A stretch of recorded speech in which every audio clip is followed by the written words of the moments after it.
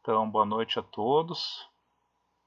Nós vamos dar sequência, então, hoje no estudo do livro Consolador, né, na parte da filosofia, onde nós terminamos mais vamos dizer, uma daquelas arestas lá da parte da filosofia. Eu já vou aqui compartilhar minha tela com vocês para a gente se situar ali Deixa eu ver se eu ligo aqui. Se ficar meio borrado ali a imagem, vocês me avisam que eu desligo a minha câmera, tá? Ah, Agora ficou bom. tá bom? Tá. Qualquer coisa me avisem que eu desligo a câmera. Então, pessoal, a gente tá naquela parte ali da cultura, não é? Onde a gente começou falando sobre a razão, não é? Terminamos na última segunda-feira a razão e vamos começar então agora a parte do intelectualismo, tá? Para quem quiser se situar aí, é a partir da questão 204 do livro Consolador, tá? Então aqui, passando já para essa questão, a questão 204, essa é uma questão bem importante, bem interessante, que inclusive ela é uma questão que a gente abordou num estudo anterior do Consolador, não é? Mas que ela veio também como a explicação de algumas questões. Que ela traz um... Hã? Ah, tá. A Cris está olhando aqui no outro computador e está bem ruim a imagem. Eu vou desligar minha câmera aqui para... Ficou ruim mesmo, Marco. Tá. Vamos ver sem câmera, então.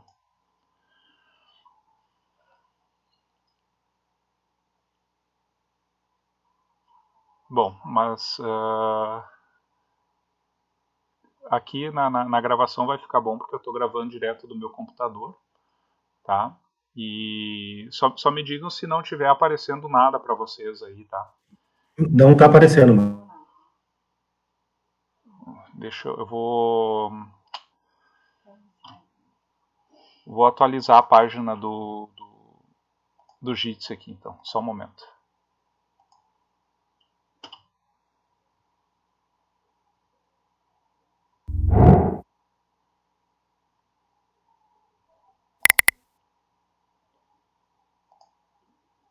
Vamos lá agora, então, pessoal.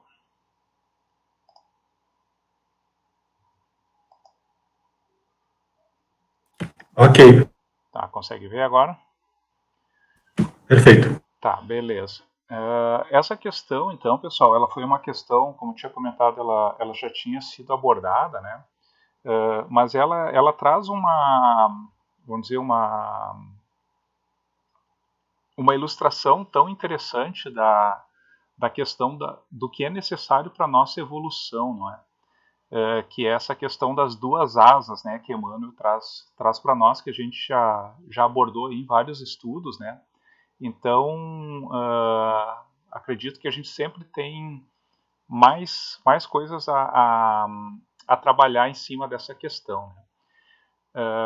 Como a gente passou lá, né, as questões anteriores eram questões relacionadas com a razão, não é?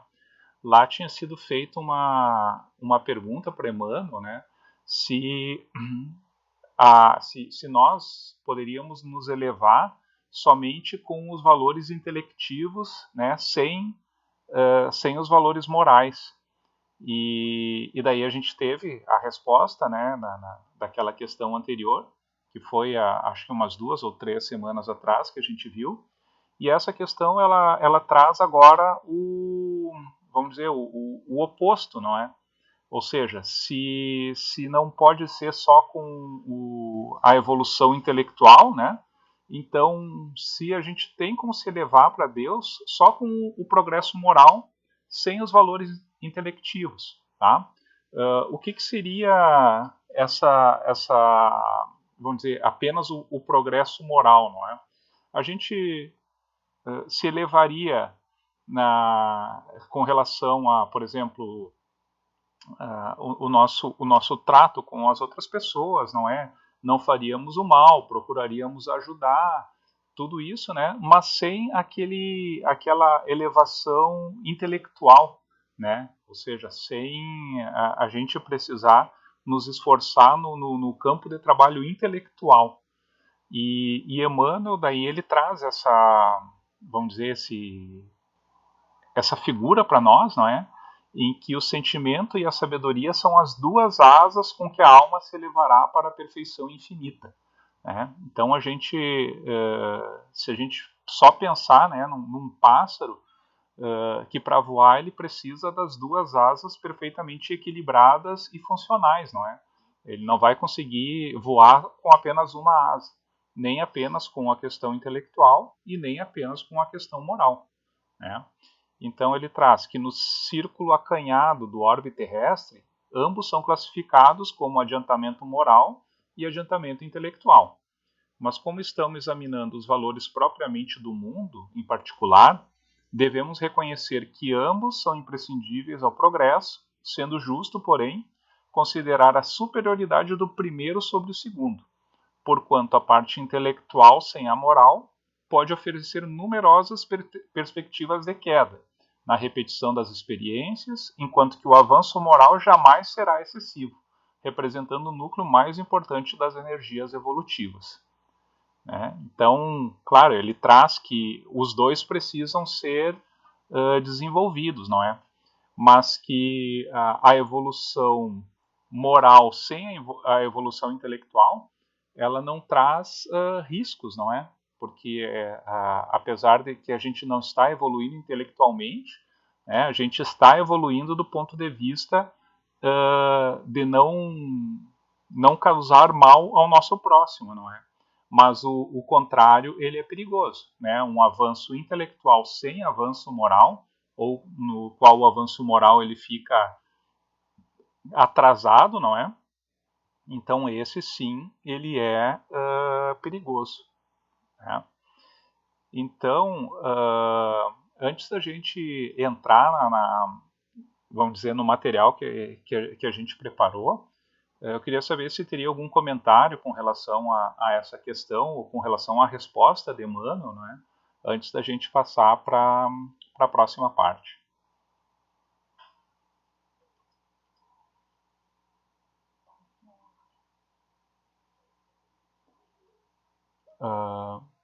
Então, pessoal, como...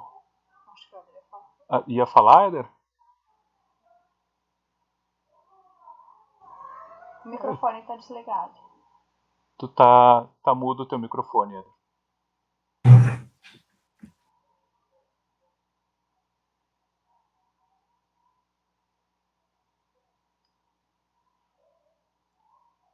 Tá mudo de novo, Éder. Agora tá ok. Agora sim. Eu queria fazer um comentário de Emmanuel, quando ele fala que a instrução é, sem dúvida, a milagrosa alavanca do progresso. Sem ela, perseveraria a mente humana nos resvaladouros da ignorância confinada à miséria, à ociosidade, à indigência e ao infortúnio, através da delinquência na praça pública e da correção na penitenciária. Então, o que Emmanuel está querendo dizer é que é importantíssimo que a gente busque o conhecimento, a instrução intelectual, porque a ignorância leva ao desemprego, que leva à pobreza e, consequentemente, a desgraça leva ao crime e o crime que leva à prisão. Tá? Então, só para reforçar o que tu falou aí, Marco. Certo, obrigado. O Jairo levantou a mão, tu quer fazer um comentário, Jairo? Sim, só para a gente pensar junto, tu estavas falando e eu estava refletindo aqui o quanto que essas duas asas, né, a asa do amor e a asa do conhecimento, da inteligência, né, mas eu fiquei pensando assim, que também nós, quando a gente desenvolve essa capacidade do amor, ela também exige uma inteligência emocional, né? Porque muitas vezes a gente percebe que as pessoas, de uma forma muito equivocada, às vezes amam, mas acham que amam, mas na verdade escravizam. E o quanto Cristo, ele nos ensina, né, até o como a gente desenvolver esse amor ao próximo, né, desenvolver esse amor aos filhos, desenvolver esse amor no sentido coletivo. Então, esta capacidade, né, emocional de amar, eu acho que exige também um grau de conhecimento, um grau de direção, né, e eu acho que o Evangelho também nos dá essa direção para a gente construir uma inteligência emocional, assim como a gente evolui também a partir do conhecimento, né, que exige uma capacidade intelectual também se apropriar desse conhecimento, né? Então, amar também eu acho que exige essa capacidade, essa inteligência emocional de como saber amar, né? E aí Jesus diz assim, amar a Deus sobre todas as coisas e ao teu próximo como a ti mesmo. Quando ele diz isso, tem uma metodologia estabelecida, né, de compreensão de como eu devo estabelecer esse amor, né? Então tem uma capacidade assim de pensar isso, né? E essa parte aí eu muito aprendi com a Célia, quando ela traz aquela experiência dela, quando ela se depara, né, com a perda da filha, que ela realmente estabelece isso, assim, né, o quanto esse meu amor, ele tem também um limite, mas que eu devo de entregar a Deus, né, a minha filha, porque eu devo também amar a Deus sobre todas as coisas, mesmo no enfrentamento dessa perda, dessa dor, eu estabeleço ali uma lógica de entendimento a respeito disso, né, só para a gente refletir um pouco. Certo, obrigado, Jairo. Nessa nossa sequência, não é? Como a gente está abordando agora essa questão filosófica, eu vou convidar a Rafaela para apresentar, do ponto de vista da filosofia, não é? Essa relação aí entre a questão intelectual e moral. Tá? Então, pode assumir agora, Rafaela, e pode ir me avisando para passar os slides, tá bom? Tá bom. Boa noite a todos. Vou esperar para colocar o slide.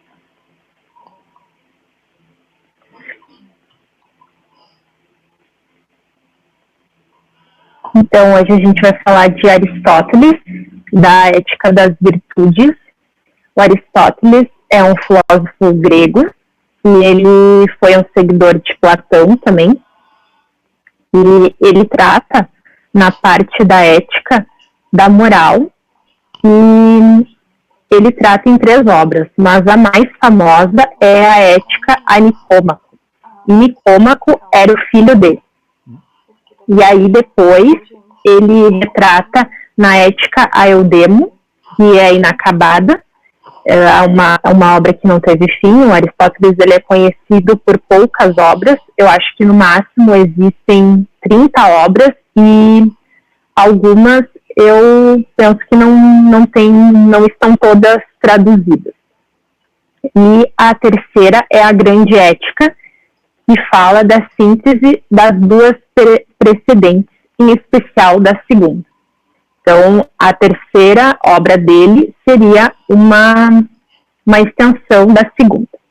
Então, Aristóteles, ele buscou estudar como viver melhor, atribuindo isso à excelência da conduta. Ele considerou a pessoa excelente como sendo a pessoa virtuosa. Não colocou uma lista de regras a serem seguidas. O que se deve buscar é focar em ser uma boa pessoa, que as ações corretas irão surgir na hora necessária. Pode passar para o próximo, por favor. O Aristóteles, ele enfatiza que o homem que possui excelência de caráter faz a coisa correta. Tem atitude moral adequada, excelência moral, excelência de caráter é a disposição de agir com excelência. Ao praticar virtudes, você atinge o que chamou de eudaimonia. Esse é um termo grego que refere-se ao bem-estar e felicidade. Em outras palavras, levar uma vida virtuosa é o caminho para uma vida de bem-estar e felicidade, segundo Aristóteles. O propósito é de se tornar bom, não apenas ter conhecimento e sabedoria. Então, Aristóteles, ele fazia esse paradoxo que o intelecto ele não é suficiente, mas que a gente busque também ser bom, se tornar bom, ter caráter.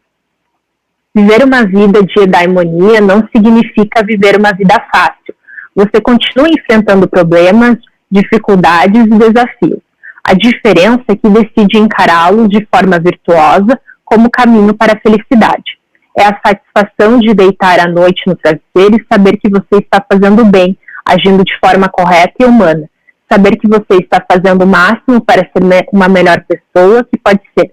Para Aristóteles, ser virtuoso significa fazer a coisa certa na hora certa, da forma certa. Alguns exemplos de virtude, aí entra que o Aristóteles, na Ética das Virtudes, ele categorizou essas virtudes que eu vou falar agora, que é a coragem, a prudência, a persistência, a paciência e determinação. Agir com coragem é um exemplo de comportamento virtuoso.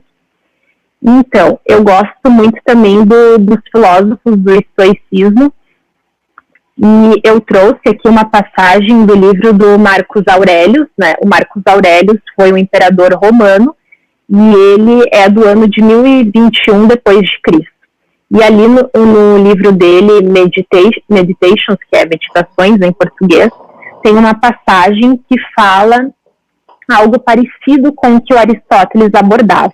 E diz assim: o domínio de si mesmo e não titubear em matéria nenhuma, a fortalezas nas vicissitudes, notadamente nas enfermidades, a feliz fusão da doçura e da imponência em seu caráter, o cumprimento de suas obrigações sem queixas, o crerem todos que ele pensava, como dizia, e não havia maldade em seus atos, a ausência de espantos e de medos, e jamais assodar-se ou demorar, embaraçar-se, descoroçar ou gargalhar em seguida, entregar-se a cóleras ou a suspeitas, a beneficência, a indulgência e a lealdade.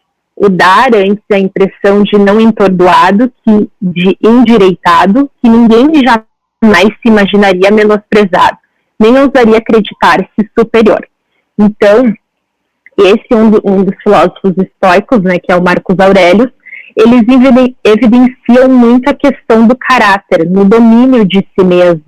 E o Aristóteles ele vai falar, posterior a isso, nos próximos slides, que a gente deve ter o domínio de si mesmo, a gente deve ter o autoconhecimento, e ele vai falar também no poder do hábito.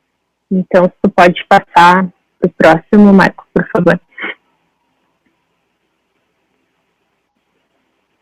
Então aqui, ó, ele fala que o vício, ele é contrário da virtude. Ser confiante é a virtude que fica entre os vícios da timidez, que é a deficiência de confiança, e a arrogância, que é o seu excesso. Generosidade é a virtude que fica entre os vícios da mesquinhez e da extravagância, onde se esbanja e gera-se desperdício.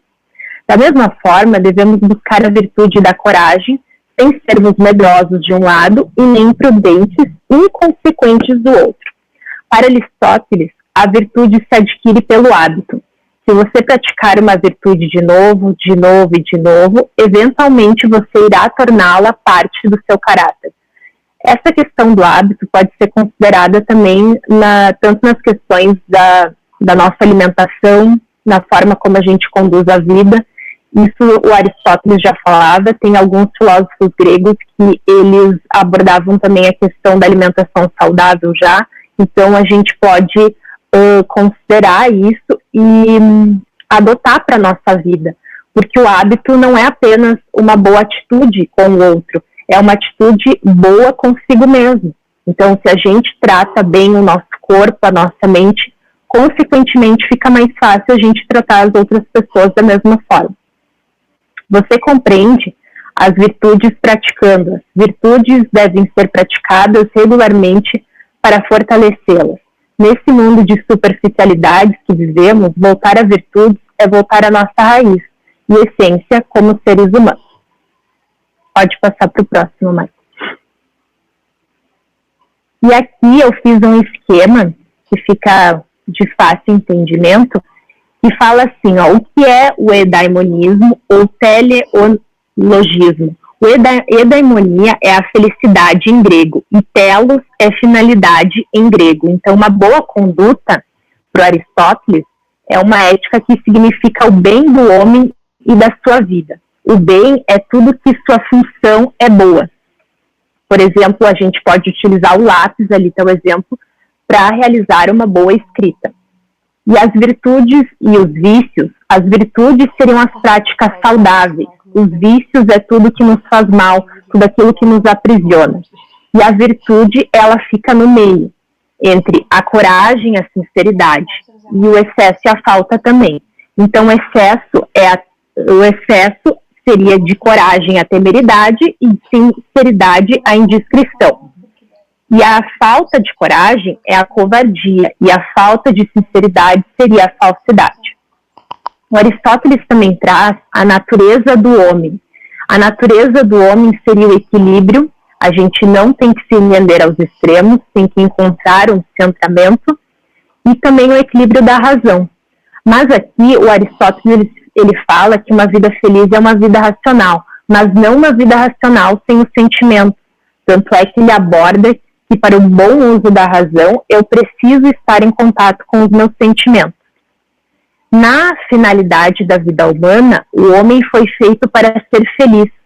Mas esse homem que faz a vida feliz, que tem uma vida feliz, ele tem uma vida com sentido, que ele auxilia ao próximo, que ele faz boas atitudes consigo mesmo, com o outro. E a finalidade de algo é a sua própria essência. O telos do olho é ver. E agora o próximo slide. Então, dá para concluir o que é ser virtuoso. É realizar um ato no momento certo, é praticar uma ação na sua completude, fazer ações que tenham características particulares. Como uma pessoa se posiciona em uma situação específica, como e quando agir, na medida em que desenvolve o caráter. Virtude é um meio termo entre dois excessos, assim sendo, se coloca em todos os aspectos da vida.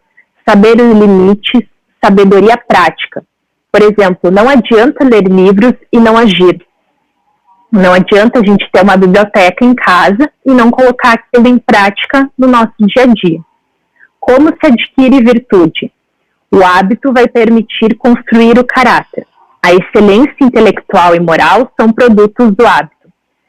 Aristóteles escreveu: a virtude é uma arte obtida com o treinamento do hábito. Desenvolver as atitudes de uma maneira pré-determinada é importante, pois as disposições morais correspondem às diferenças entre as atividades.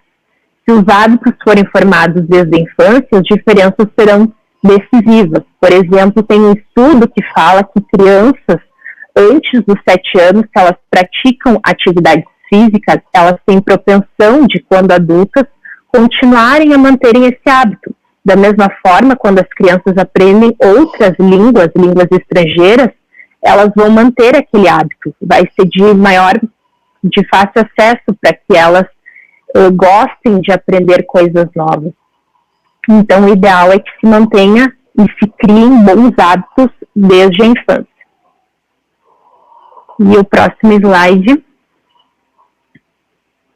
Para concluir, é uma citação de Aristóteles, que eu acho bem conveniente para toda essa explicação, que fala: o caminho para alcançar êxito começa em termos, primeiramente, de uma ideia definida, clara e prática, uma meta, um objetivo. Em segundo lugar, possui os meios necessários para atingir nossos fins: sabedoria, dinheiro, materiais e métodos. Em terceiro, combinar todos os elementos para uma finalidade. Então, essa seria a parte que eu queria apresentar para vocês sobre o Aristóteles hoje. Obrigado, Rafaela. Obrigada. Jairo, quer comentar, Jairo? Sim, eu só queria trazer uma lembrança. Uma vez eu estava com o Chico, e o Chico comentou comigo da importância da rotina do trabalho, sabe? E ele trazia assim o quanto ele tinha determinados uma organização de trabalho e o quanto era importante ele manter aquela rotina de trabalho como uma forma de garantir o próprio trabalho em si, né? Então, veja o quanto isso também tem uma implicação do hábito com a rotina, né? Quando a rotina ela é positiva, no sentido de poder produzir algo que vai dar uma direção, que vai atingir determinado nível de satisfação, né, no próprio trabalho, nas coisas que a gente faz. E aí eu lembrei dessa fala do Chico, que ele falava sobre a importância da rotina no cotidiano da vida da gente, né? Estabelecer a rotina de trabalho. Obrigado, Jairo. É bem interessante essas questões de Aristóteles aí, né, que é um filósofo, vamos dizer, de um tempo bem anterior até a Jesus, não é? E se a gente vê essas questões que a gente aborda hoje do equilíbrio que a gente tem que ter na nossa vida, ou da própria questão de precisar da nossa evolução moral e também da sabedoria, né, como ele já trazia isso há 500 anos antes de Cristo, eu acho, né? Então, claro, foram missionários, né, que vieram já para ir preparando já essa questão filosófica para a humanidade, não é? Tanto que a cultura grega ela tem uma grande influência na cultura romana, né, que foi vamos dizer, quem se apropriou do cristianismo depois, né? Então é toda uma questão que já estava planejada, né, no plano superior. Mais alguém gostaria de comentar essas questões de filosofia relacionada a essa questão? Eu vou passar então agora para o material que eu preparei, dando sequência, né, para a gente trabalhar essa questão. E porque assim, né, relembrando, né, a questão ela pergunta, né, é perguntado a Emmanuel se só com a nossa evolução moral, né, se isso é suficiente para a nossa evolução espiritual, não é? E o que eu trago aqui é vamos dizer, na forma de um gráfico, o que vem ali a partir da questão 100 do Livro dos Espíritos, não é? Que é quando Kardec apresenta as ordens e classes dos espíritos, não é? E ele classifica ali nos imperfeitos, nos espíritos bons e nos puros, não é? E se a gente colocar num gráfico esses espíritos, colocando num eixo a evolução intelectual e no outro a evolução moral, né, a gente consegue ir classificando essas classes e ordens, né? Então o que eu trouxe aqui é alguns comentários a respeito para a gente ver como é importante também a evolução intelectual além da moral, não é?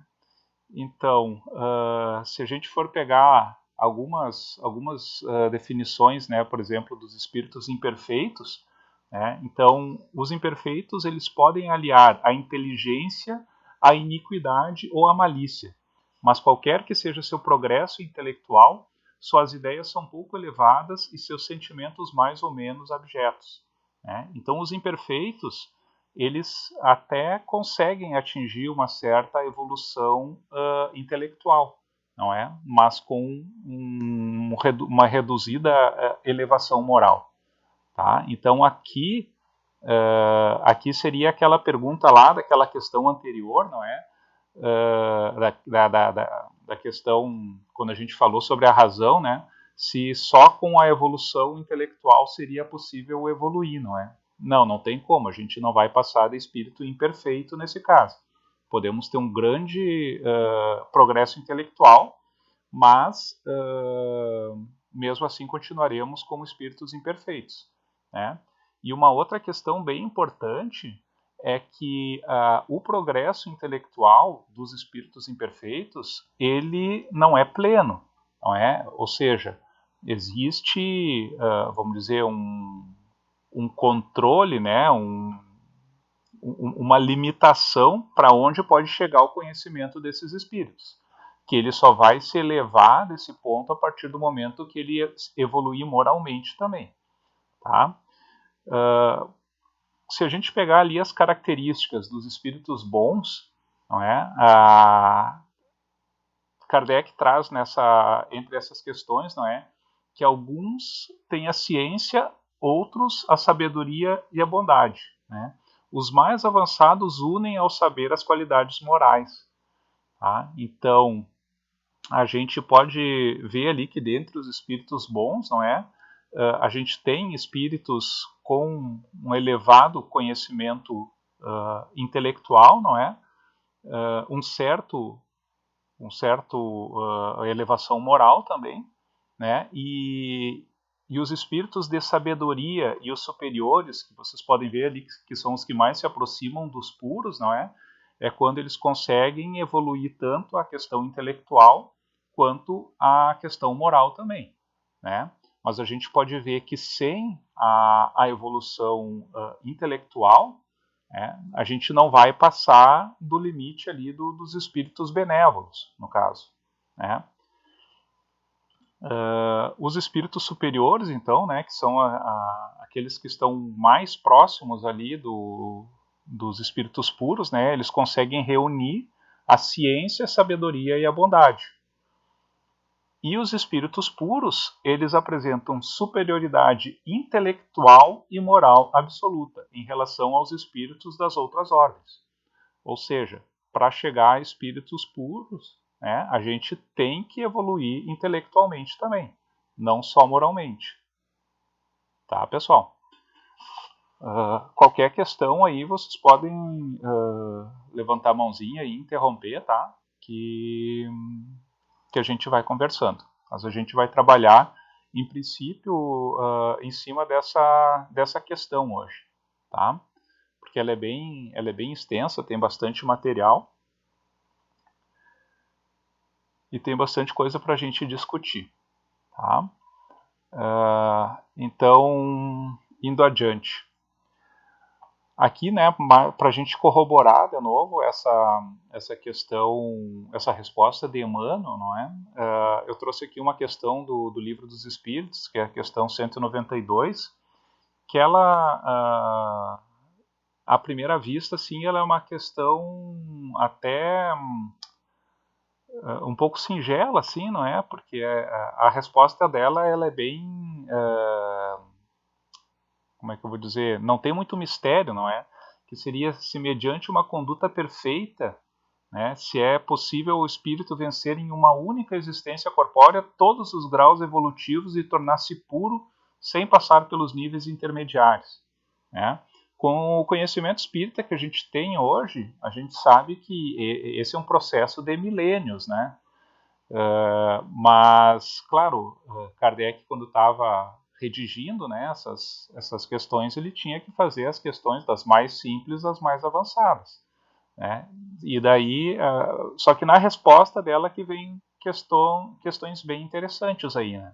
A resposta é não, é óbvio que é não, mas é porque o que o homem julga perfeito está distante da perfeição, né? E ele poderá tornar-se tão perfeito quanto lhe permita a sua natureza terrena, né? Que essa, entretanto, não vai ser a perfeição absoluta, né? Então, tem mais alguns comentários aí, né? E ele finaliza dizendo que, além disso, o espírito deve igualmente avançar em conhecimento e moralidade, né? Se ele progrediu apenas em um sentido, é necessário que igualmente progrida em outro para chegar ao topo da escala, né? Então, é a questão das duas asas mesmo, não é?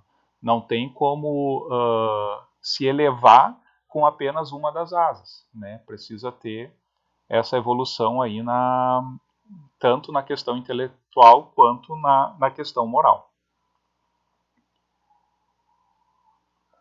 A Sheila quer falar? Pode falar, Sheila.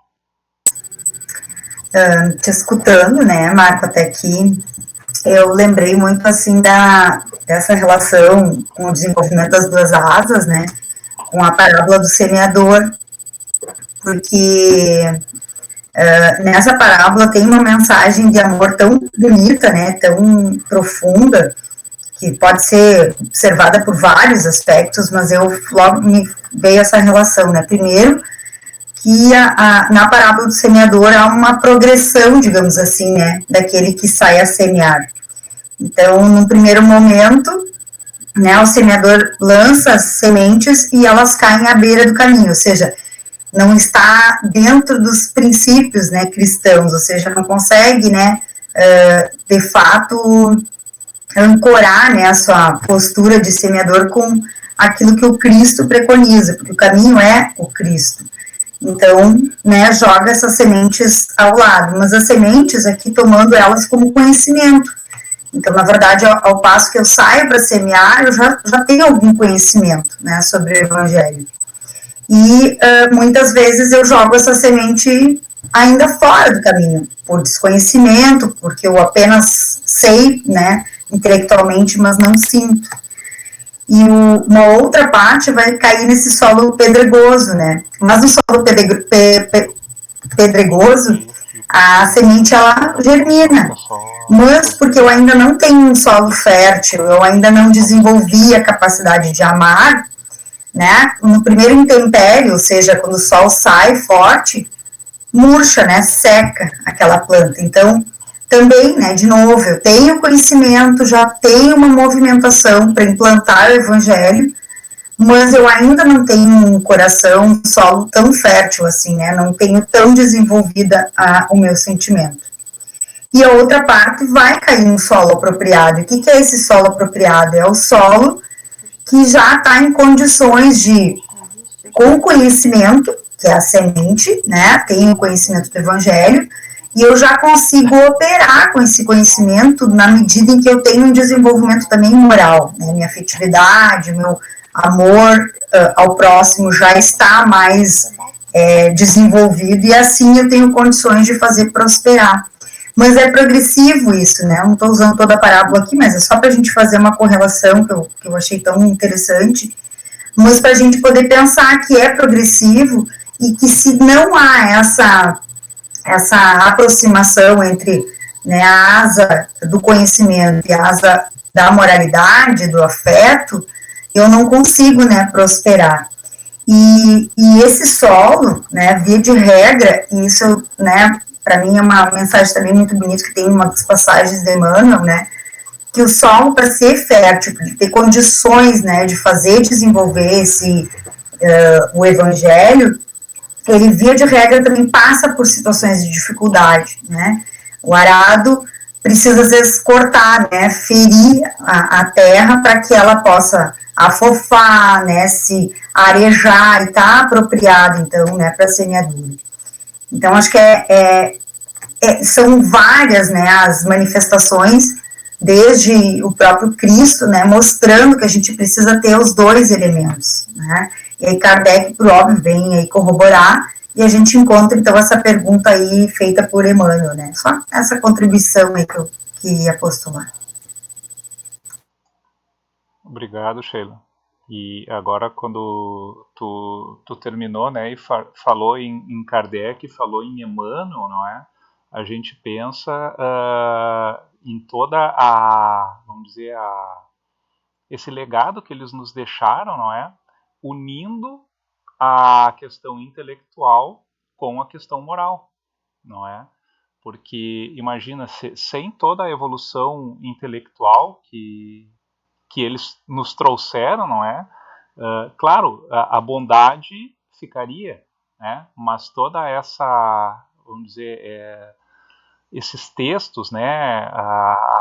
Essas regras, o que o Kardec fez de unir a metodologia científica no estudo do espiritismo, né, o passo ele é bem mais longo, não é?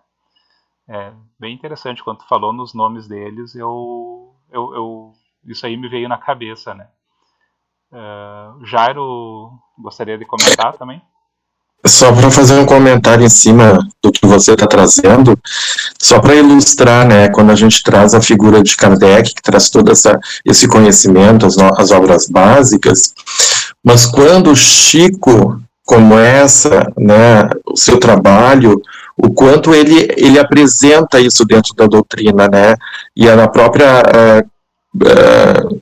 produção bibliográfica dele, através da mediunidade, ele vai até André Luiz, trazendo todo esse conhecimento, né, o pensamento de Emmanuel, mas também o Chico traz essa dose, né, de marca da caridade, do amor ao próximo, dessa aproximação com o outro, né, esse exercício da caridade. Então vejam o quanto a obra do Chico, particularmente, né, dentro do movimento espírita, ele vai elucidar isso, né, o quanto é importante não somente o estudo, mas também a prática da caridade como essência do amor, né, que vem complementar dentro da obra, dentro do próprio Espiritismo, essa vivência, né, dessas duas asas do conhecimento, mas também desta aproximação com o sofrimento alheio, com a dor do outro, que é a ponte para Deus, né? Então veja o quanto Chico elucida isso, né? Ele materializa isso dentro do movimento espírita, principalmente quando ele vai para Uberaba, né? Perfeito, Jairo. E a questão do Chico também, né? Ele é um modelo que a gente precisava receber também, não é? Porque a gente vai ver agora nas próximas questões aí, né? Nesse material de apoio, que a nossa evolução intelectual, ela vem mais naturalmente do que a evolução moral, né? Então é justamente por isso que a gente precisa desse modelo de humildade, de caridade, né? Esse modelo de pessoa mesmo, né? Para que a gente se dê conta que não é só através da questão intelectual que a gente vai atingir essa evolução, né? Mas aí é perfeito, né? E no caso ali juntou, né, Chico com toda a bondade dele, não é? E trazendo junto o Emmanuel com todo o conhecimento filosófico e muito completo, né? E eles nos trouxeram então essas duas asas aí, né? Totalmente evoluídas, não é? Sheila, pode comentar. Não, foi sem querer, eu ia postar no chat ali que eu lembrei que hoje a nossa queridona Jussara está de aniversário, ia postar e botei na mãozinha, só isso, desculpa. Tá bom. Vamos adiante aqui então com os slides, tá, pessoal? Então aqui eu trouxe mais algumas questões, né, principalmente aqui do Livro dos Espíritos. A questão 365, né? Por que o homem muito inteligente que revela um espírito superior nele encarnado é, em alguns casos, ao mesmo tempo, profundamente vicioso? Né? Ou seja, aquelas pessoas que têm o intelecto muito desenvolvido, não é? Mas estão tomados de animalidade, né? Com essa questão do vício, não é? Do vício nas questões sensoriais, não é? Sensorial da carne, no caso, né? Então, a resposta é que o espírito encarnado não é suficientemente puro e o homem cede à influência de outros espíritos inferiores. O espírito progride em uma marcha ascendente imperceptível, mas o progresso não se realiza simultaneamente em todos os sentidos. Num período pode avançar em ciência, no outro em moralidade, não é? Então aqui a gente pode ter uma ideia de que as provas que nós passamos, não é? As expiações que passamos, muitas vezes é para nos direcionar para evoluir uma dessas asas que ficaram para trás, não é? Que ficaram ali atrofiadas, não é?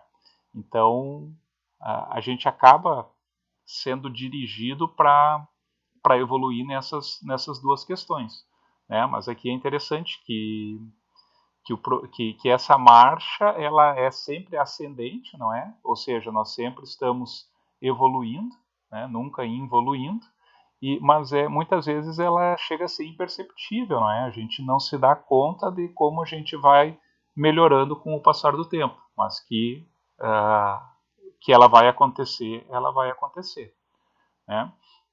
E a questão do Livro dos Espíritos, que ela mais se encaixa, não é, com essa questão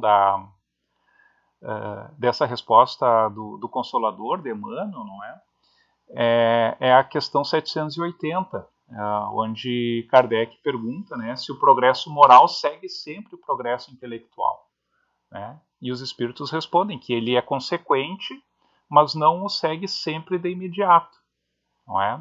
E aí Kardec pergunta que como que esse progresso intelectual pode conduzir ao progresso moral, né? E é dando a compreensão do bem e do mal, pois assim o ser humano poderá optar.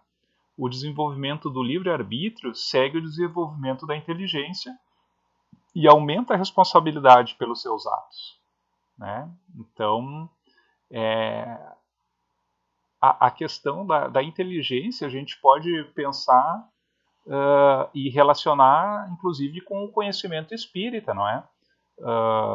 Todos aqui nós já lemos muitos livros espíritas, a gente, através da nossa inteligência, não é? Do nosso raciocínio, a gente vai absorvendo essas informações e a gente já pensa agora 2 vezes, ou 3, ou 4, ou 5, não é? Antes de realizar qualquer ato, não é? Porque a gente sabe que tudo tem uma consequência. Então essa evolução moral, ela é consequente, né, à evolução intelectual, né? E daí Kardec pergunta, então, como que se explica que os povos mais esclarecidos sejam a miúde os mais corrompidos? A gente vê isso ao longo da história, não é? Os povos que evoluem intelectualmente, em questões de tecnologia, e essa tecnologia muitas vezes se torna bélica, não é? Para dominar outros povos, não é? Então, esses mais esclarecidos geralmente são os que praticam, vamos dizer, os piores atos, as piores coisas, não é? E então aí vem a resposta, né? Que o progresso completo é o ponto de chegada, mas os povos, como os indivíduos, caminham passo a passo. Até que o senso moral esteja desenvolvido, podem servir-se da sua inteligência para fazer o mal. O moral e a inteligência são 2 forças que se equilibram apenas com o transcorrer do tempo, né? Então a gente tem aí o tempo a nosso favor, né, para que a gente consiga evoluir essa asa que está atrofiadinha aí, né, que é a questão moral. E aqui, para a gente finalizar só, né, isso aqui é uma figura que eu já trouxe lá na palestra sobre a perfeição, não é?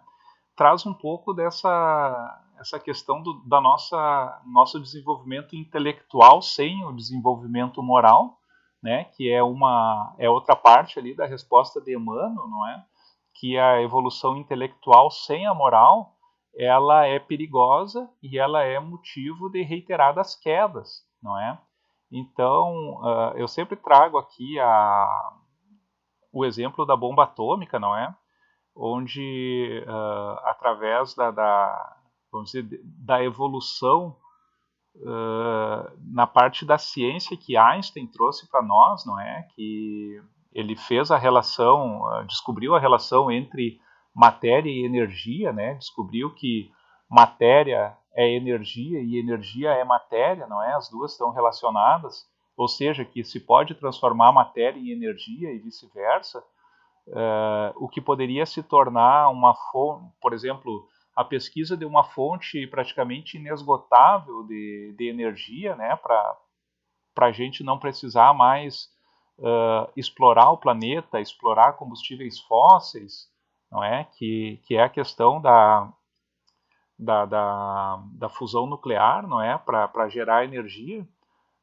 O que o homem fez, não é? Foi, então se eu tenho todo esse poder, né, uma pequena quantidade de matéria, por que eu não faço uma bomba, então, não é? Para dominar povos inteiros, não é? Através do medo, né? E quem viveu aí a década de de 80 sabe bem a questão da Guerra Fria, não é? Aquela tensão que a gente passava lá entre União Soviética e Estados Unidos, não é? Cada um dizendo que tinha o botão lá que ia apertar e ia largar, vamos dizer, bombas atômicas, né, no outro país, não é? Então, é um pouco aí dessa essa questão da gente transviar essas bênçãos que a gente recebe, não é? Assim como a gente vê questões aí, né, aqui no Brasil principalmente, tanto desvio de verba, tanto desvio de dinheiro, né? As pessoas que chegam nesse ponto de conseguir desviar, elas têm uma evolução intelectual muito elevada, né? Porque elas conseguem convencer as outras pessoas, elas têm uma oratória muito boa, não é? Que tanto para conseguir votos ou para conseguir fazer conexões com outras pessoas, não é? Outros políticos, se for o caso. E quando chega num ponto lá que agora ele pode fazer a diferença, não é? Para o bem de todos, ele faz apenas o seu bem, não é? E da sua família, né?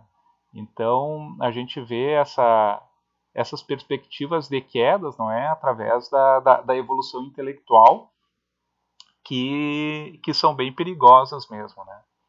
E com isso, então, pessoal, eu termino aqui a minha fala, tá? Gostaria de saber se alguém tem mais algum comentário a respeito desse estudo, né? Que a gente acabou ficando nessa questão mesmo porque ela é uma questão que ela traz muita, como diz o gaúcho, né? Muito pano para manga, né? Tem bastante coisa aí para a gente comentar a respeito, tá? Muito bom, Marco. Muito obrigado a ti e a Rafaela pelos ensinos de hoje profundos. Fiquei quietinho aqui ouvindo, refletindo e já fazendo conexões com o nosso estudo na segunda parte que vai acontecer agora. Muito obrigado. E eu não tinha, Marco, estudado com profundidade hoje essas questões do Consolador. Eu estou ainda em recuperação. E o estudo que eu preparei foi sem ler essas questões, sem conhecer o teor, né? E pasme que é uma continuidade, tá? Na verdade, a gente vai fazer uma continuação. Hoje, né? E foi escolhido o tema. Hoje de manhã a gente decidiu o tema e passamos a tarde trabalhando em cima aí com a ajuda do nosso amigo Zé, tá bom? Então, são obras do acaso, né?